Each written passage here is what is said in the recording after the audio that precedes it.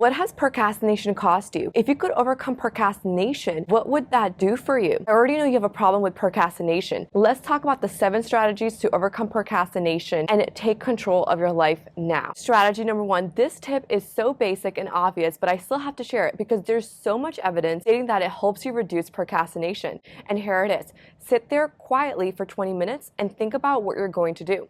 Intentionally do nothing for 20 minutes. The reason why this works is because when someone procrastinates, they usually are doing something else. It's just something that has nothing to do with what they actually want to get done. For example, instead of completing the project, you clean the house. What happens is, in order to avoid the task that needs to be complete, you busy yourself with something else.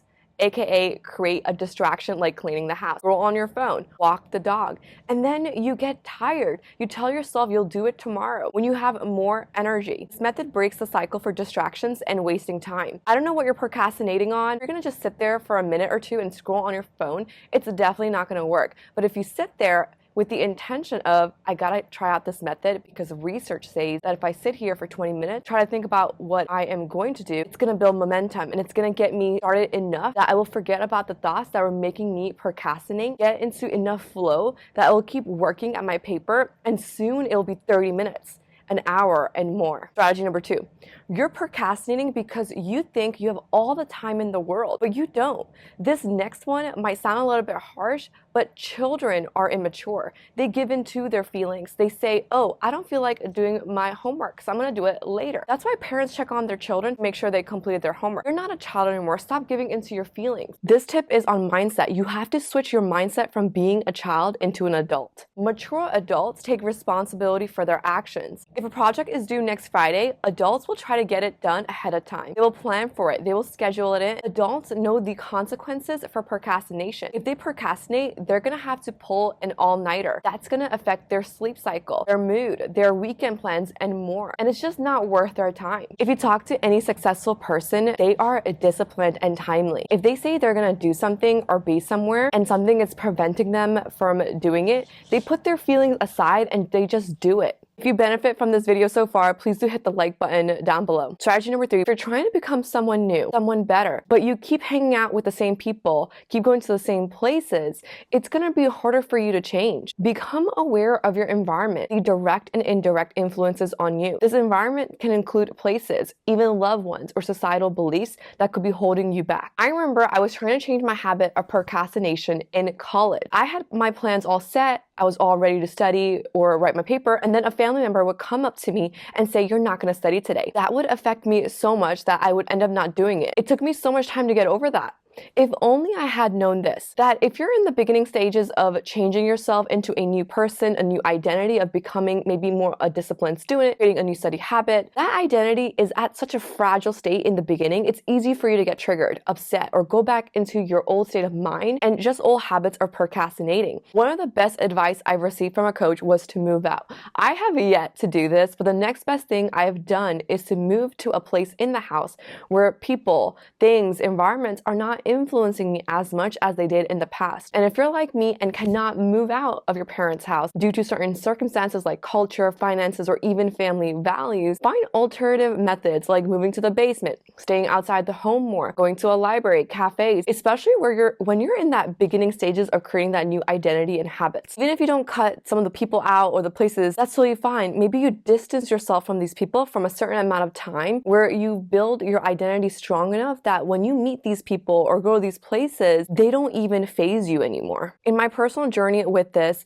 I'm still working on it, obviously. Something that has helped me is doing a cord cutting meditation to help distance myself and even cutting ties and cords with certain people mentally. It does not have to mean that you cut them out of your life. With some people, you may have to do that, and that is for you to decide. I did not hear about this concept before of cord cutting, but when I started practicing it, it really helped me create not only that physical distance, but that mental distance from people, their stories, things, experiences, resentments, and even more that was holding me back. Besides cord cutting meditations, forgiveness visualizations have also helped me during this process. By the way, I did a quick YouTube search. I did not find a good cord cutting meditation that I resonated with. If you're interested in cord cutting trying meditations and learning more about them, let me know in the comments down below. Strategy number 4. If the cause of your procrastination is because you're stuck on a problem, this next tip will help you. Get out of your head and back into your body. It's important to shift your focus from overthinking to being present in your body. While meditation can help you achieve this state, physical movement may be the simplest way to do this. I learned about this idea from a course called Outsmart Yourself: Brain-Based Strategies for a Better You. The teacher said that moving around or even just standing up can make you more creative, help your brain work better, and improve your problem-solving skills. Can you believe that? Studies show that moving not only gets your blood flowing, it also helps you find solutions to your problems. Sitting down for a long time can actually make it harder for you to think clearly. The teacher said, I don't think it's a coincidence that mathematicians solve hard problems while standing at a large board. He also talked about how standing desks are becoming more popular and suggested that we all move more during the day to improve our problem-solving abilities. Strategy number 5, journaling. Figuring out what the root cause of your procrastination is. Are you procrastinating because you don't like the classes or feeling overwhelmed? Or could it be something deeper? When I was trying to get back into the dating apps, it took me a while to get started, and I didn't know why. I was procrastinating for about 6 months until I got started. What helped me was to process my thoughts through journaling. I learned that not only was I having that fear of being seen, I felt overwhelmed at the fact of just starting all over again on the app, creating a good profile. But deep down,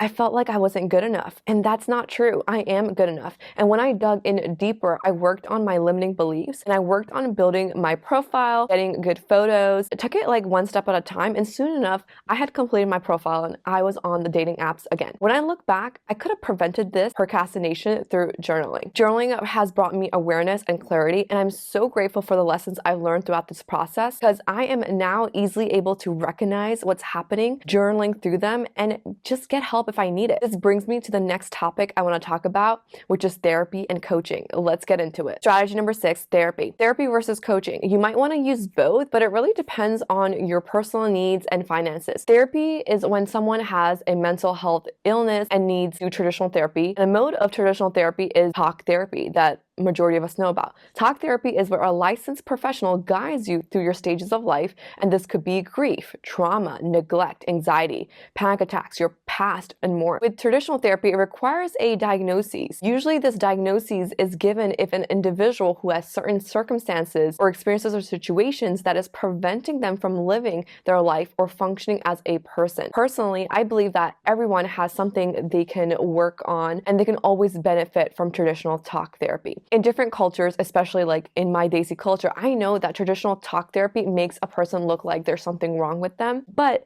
the thing is, that's not always the case. Therapy is a journey, and so when people who are not educated about therapy, it's quite upsetting for me to hear their judgments and biases about it. Post-COVID, maybe going through various job experiences, trauma, you might need to talk to a therapist. This is their profession. The therapist can help and guide you. It doesn't have to be forever. A good therapist will gradually decrease sessions when he or she thinks that you're stable enough, have made good progress, and you no longer need their services. An extra tip I want to share with you is that from my professional and personal experience, if you find a therapist and you don't like them, that is totally fine. Just try to find another therapist. Don't give up. You just haven't found the right therapist for you. Strategy number 7, coaching. Coaching, on the other hand, is working with individuals that can be coached, that can be guided to reach their goals. The person is talking about suicidal thoughts or stating that they're unable to get out of bed. The coach won't be able to do anything for that person. That person needs to work with a therapist, and they can revisit coaching when they're well enough. On the screen, I'm going to go ahead and share what a coach is and what a coach is not. It might be a good time to take some note of your mental inventory. Is the cause of your procrastination due to some mental illness like trauma, neglect, or something mental health related? Then maybe traditional therapy could be for you. Or are you mentally stable and you just need someone to be there for you, to guide you while you're working on your goals? Coaching might be for you. I'm so excited to announce that I've opened my coaching services, and right now for the first 21 people, 2 free sessions with me for free. I will leave the link in the description down below if you are interested. This is only for a limited time. If you have any questions regarding the coaching sessions, you can always leave a question down below. Just remember, there is less than 2 months left of summer. If you haven't watched last week's video on how to make the most of summer, go now and watch it. Thank you so much, and until next time.